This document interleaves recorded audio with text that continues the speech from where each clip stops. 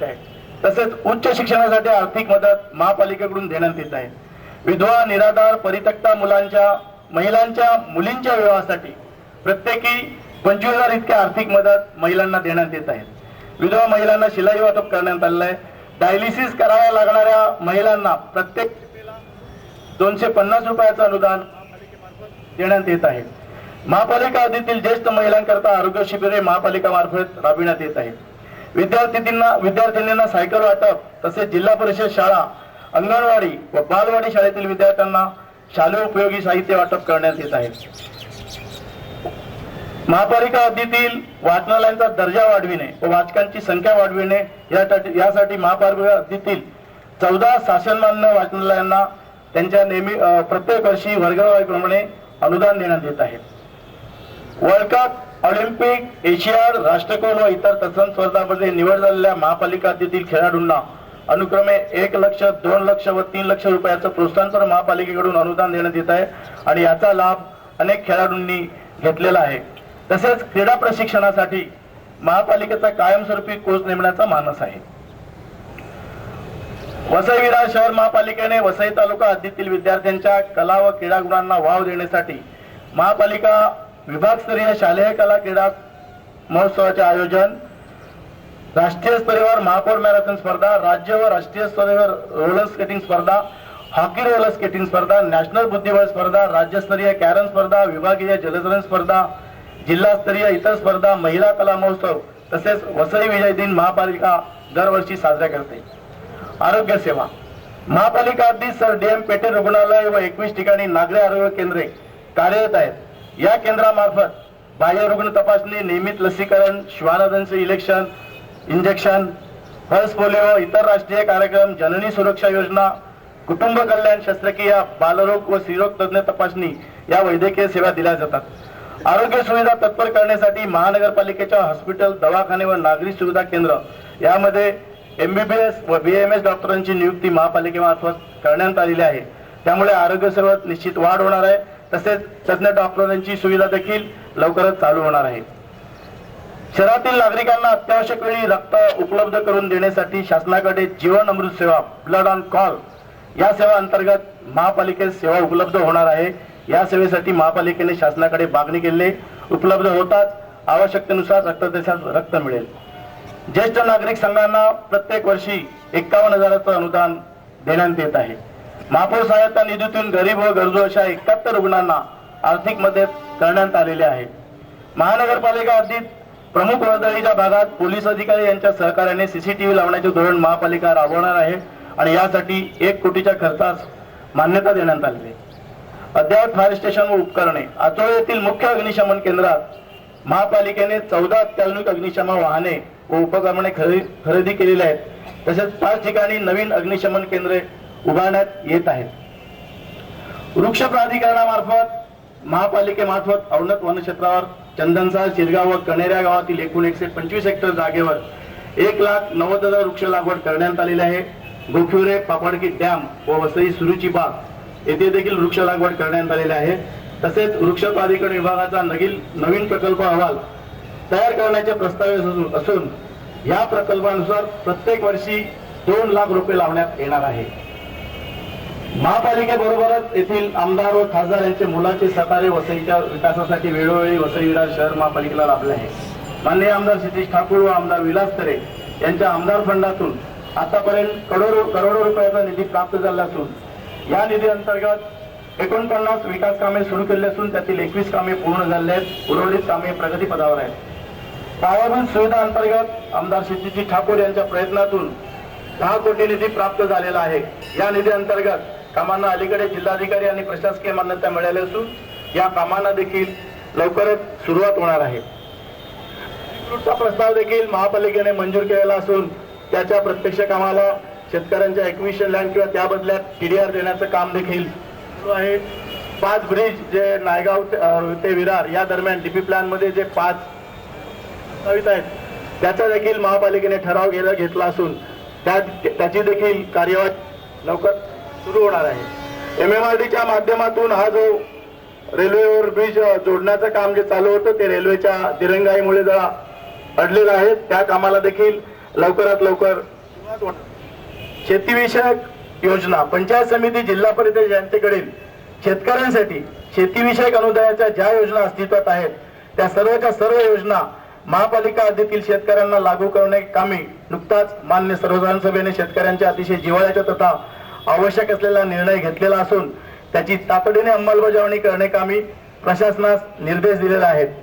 शहरी गरीब लोकांसाठी योजनेद्वारे इंदिरा आवास देखील प्रस्ताव महापालिकेने मान्य केलेला आहे. पाण्याच्या प्रश्नाबरोबरच आपल्याला सगळ्यांना माहित असेल का आपल्या खासदारांच्या प्रयत्नामुळे साधारण 21 फेब्रुवारीला जे गॅसचं टेंडर निघालेलं आहे ते 21 फेब्रुवारीला ओपन झाल्यानंतर वसई विरार शहर महापालिकेत पाण्याप्रमाणेच घरोघरी पाईपद्वारे गॅस मिळण्याच्या कामाला लवकरच सुरुवात होणार आहे. आज दुसरी महत्वाची गोष्ट मध्ये काही कारणास्तव किंवा कोर्ट कचेरीमुळे रखडलेला आपला LC40 वरचा लोकार्पण सोहळा या कार्यक्रमानंतर 9:30 वाजता तिथे होणार आहे. आपल्याला सगळ्यांना विनंती आहे की या कार्यक्रमासाठी देखील आपण उपस्थित राहू. महापालिकेचा सर्वांगीण विकास होण्याकरता आदरणीय लोकनेते हितेंद्रजी ठाकूर, खासदार बळीराम जाधव, आमदार क्षितिजजी ठाकूर, आमदार विलास तरे, राजीव पाटील यांचे मार्गदर्शन लाभत आहे.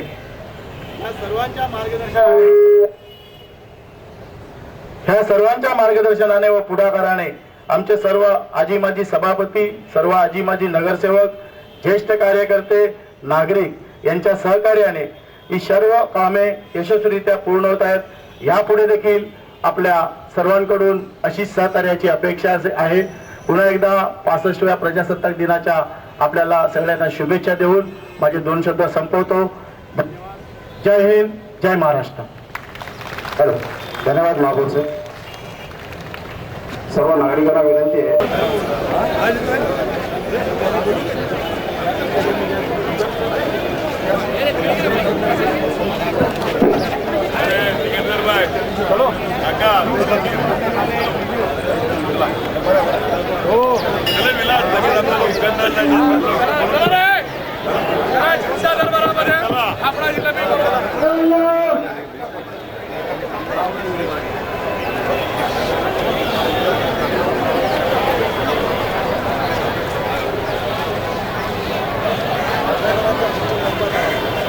पण मी त्यांना प्रश्न विचारलो, मला तुमचे लोक कसे आग्रह करतील, आमचे लोक जरा जास्त जागरूक आहेत असं मी त्यांना सांगितलं.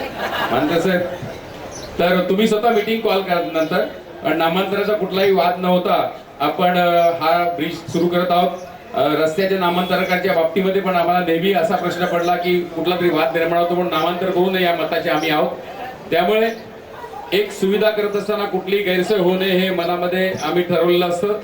आपल्या सगळ्यांचं स्वागत करतो परत एकदा.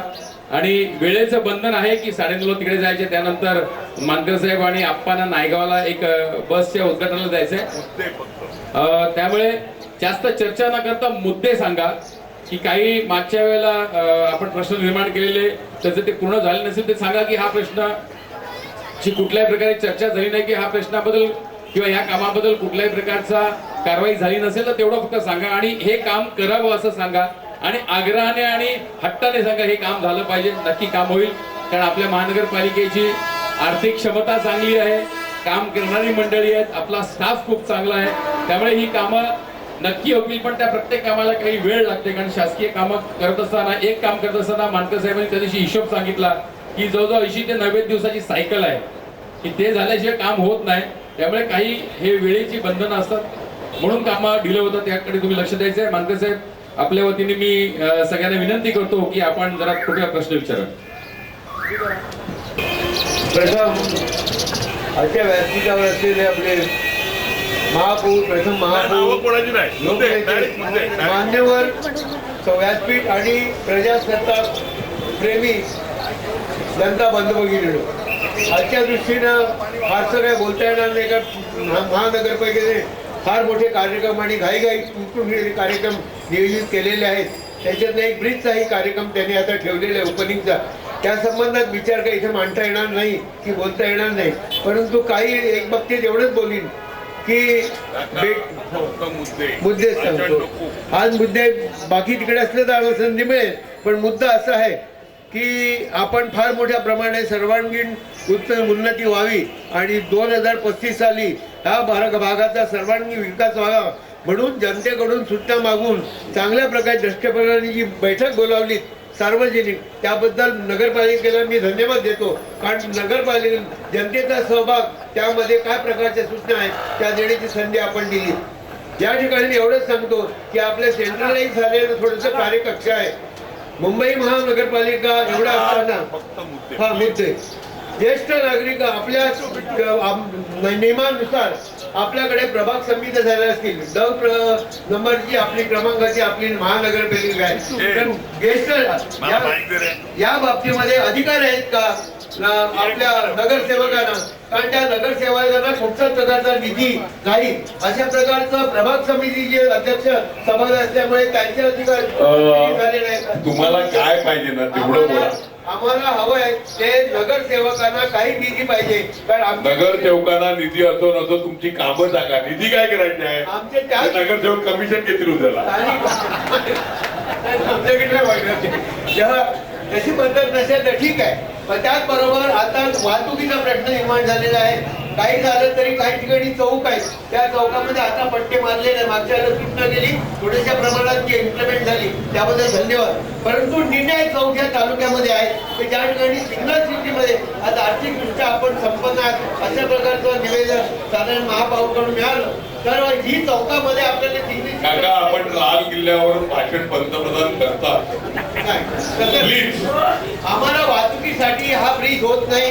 हा ब्रिजचा अजूनही झालेला आहे. हा डिझाईन होण्याचा पैसे भरलेले नगरपालिकेने, अजूनही रेल्वे आम्हाला दाद देत नाही. आमच्या ज्येष्ठ नागरिकांचे मुलाबाळांचे हाल होतात, चेंगराचेंगरी होते. त्या ठिकाणी कोणता ब्रिज?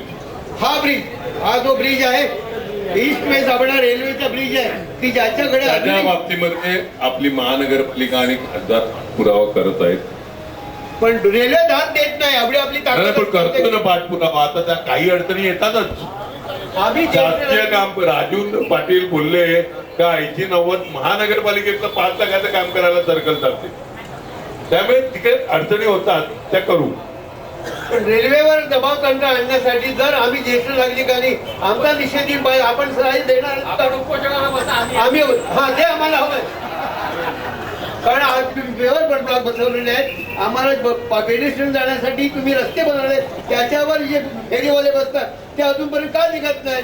आम्हाला जाता येत नाही. त्याची युनियन तुमच्या पक्षाची आहे. नाही आपली युनियन आहे त्याच्यामध्ये थोडीशी.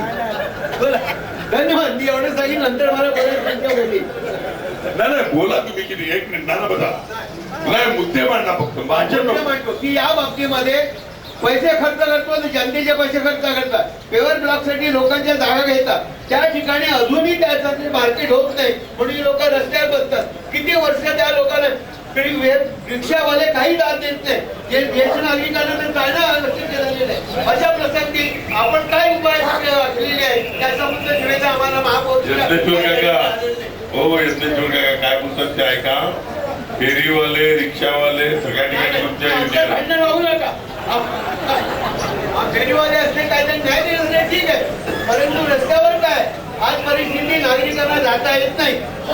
आपण त्या बाबतीमध्ये पट्टे मारण्याचं काम केलं कबूल आहे, पण आज पेटेचे वॉर्डर नेमलेले आहेत, त्या वॉर्डरला कोणी दाद देत नाही. त्या ठिकाणी त्यांचं युनिफॉर्म नाहीये, गाडी पण थांबतच नाही, कारवाल्याच्या अंगावरून कार जातो. त्या बाबतीत त्यांना काय सुविधा आहेत आलेली आहे. आपण तिकडे शिफ्ट करायचं आहे, त्यासाठी तुम्ही सहकार्य द्या. ते मंडळी तयार आहेत, फक्त तुमचं सहकार्य पाहिजे सगळ्यांना. होलसेल मार्केट आपलं शिफ्ट होईल सकाळचं. चंदन सरला. हॅलो. सर्वप्रथम मी आत्ताच एकदिन ठाकूर यांनी जे आश्वासन दिलं मी त्या संदर्भातच बोलणार होतो. प्रथम त्यांचं मी अभिनंदन करतो की लगेच त्यांनी यासंबंधी कारवाई सुचवली त्याबद्दल. कारण आपला जो स्कायवॉक आहे स्टेशनवरचा, तिथे पार्किंग नो पार्किंग असा बोर्ड लावलेला आहे आणि गाड्या भरपूर आहेत. हा विरोधाभास आहे. तसंच रस्ते सगळे जे आहेत ते चांगले आहेत, पण पार्किंगमुळे ते वाहतूकच त्यामुळे अतिशय धोकादायक झालेली आहे. त्यामुळे हा निर्णय स्वागतार्ह आहे. मला इथे सुचवायचं आहे की आजचं महापौरांचं जे निवेदन होतं ते आपण जर ऐकलं असेल तर ह्या महापालिकेने घेतलेले कार्यक्रम आणि त्याची केलेली कार्यवाही ही स्वागतार्ह आहे. फक्त एक त्यांना विनंती आहे की त्यांनी या संदर्भामध्ये एखादी पत्रिका श्वेतपत्रिका काढावी आणि लोकांना समजेल सर्वांना या कार्यक्रमाची एवढी मोठी जंत्री आहे ती लोकांना कळली पाहिजे, लोकांना पोहोचली पाहिजे असं मला वाटतं आणि ती त्यांनी करावी. त्यामुळे आपलं निश्चित महापालिकेचं जे योगदान आहे ते इतकं महत्वाचं असताना ते लोकांपुढे का येत नाही ते यावं. आज इथे फक्त काही ठराविक लोकांनीच ते ऐकलं, तर या दृष्टीने विचार व्हावा अशी सर तुम्हाला एक विनंती. नाना भारती देशमुख महिला बालकल्याण त्यांच्या खात्यामार्फत महापौरच्या तुमच्या अध्यक्षतेखाली नंदन पाटील सर असतील, गंगाराम कोणी एक 4 जण हे तुम्ही 4 दिवस बसा. आणखी येत्या 15 दिवसामध्ये लोकांची पण सजेशन घ्या का ह्याच्यामध्ये ऍडिशन काय पाहिजे. म्हणजे जी आपण करतो ना त्याची एक पत्रिका काढा. तुमच्या बस आहेत ना, तुम्ही आता 250 रुपये देता डायलिसिसला प्रत्येक महिलेला. दिवे लावतात ना त्या बसेसवर करा ना. सरांनी जी सूचना केली ना एक काढा, श्वेतपत्रिका काढा आणि त्याचबरोबर ऍड पण करा ना. येत्या 8-10 दिवसात माल मिळेल सगळं, तर तुम्ही आणि एकत्र लोकांना कळेल या भाषेत घ्या. आणि पुन्हा एकदा मी जास्त न बोलता हे कार्यक्रम आहे याला आपलं सहकार्य नागरिकांचं असलं पाहिजे, तेव्हाच नगरपालिका काहीतरी काम करू शकेल असं मला वाटतं. पुन्हा एकदा त्यांना धन्यवाद देतो आणि इथेच थांबतो. नमस्कार. त्यामध्ये डायलिसिस करण्याची प्रोव्हिजन त्यांनी केलेली आहे. तर ही माहिती सुद्धा सर्व नागरिकांना जास्तीत जास्त, कारण आताच मला समजलं की संजीवनी हॉस्पिटलमध्ये सुद्धा किडनीचे जे रुग्ण आहेत त्यांना असुविधा होते, कारण तिथे जागा नाही आहे. सकाळी 9 वाजल्यापासून चालू ही एक बाब होती. दुसरं माझं असं म्हणणं आहे, मला वाटतं आपण किती वाजता किती रुपयात करतो ठाकूर मार्केटमध्ये? 300-350 रुपयात. नाही 350 रुपये 300 रुपये आपण आपलं ठाकूर मार्केटवर करतो. आणि तिकडे मशीन वाढवण्याचं हे चाललं. म्हणजे शेवटी काय माहितीये का, नेफ्रोलॉजिस्ट पासून सगळे 350 मधले 250 नगरपालिका देते. म्हणजे 100 रुपयामध्ये नागरिकांना आपल्या इकडे येतो.